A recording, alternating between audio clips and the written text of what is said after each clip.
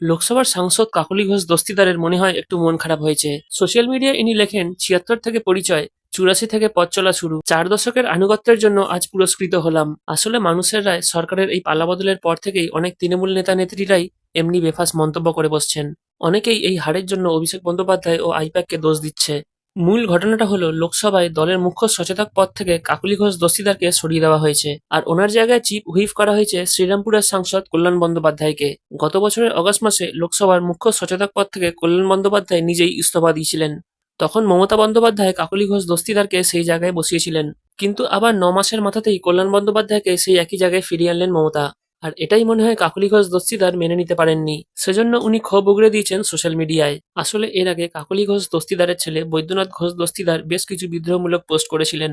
উনি তৃণমূল নেতৃত্বের সমালোচনা করে সিপিএম এর নেতৃত্ব এবং মোহাম্মদ সেলিমের প্রশংসা করেছিলেন। বোধহয় ছেলের কারণেই ওনার মাকে এই পথ খোয়াতে হলো। তবে কাকলি ঘোষ দস্তিদারের এই মন্তব্যের পর তৃণমূলের তরফে কোনো প্রতিক্রিয়া পাওয়া যায়নি।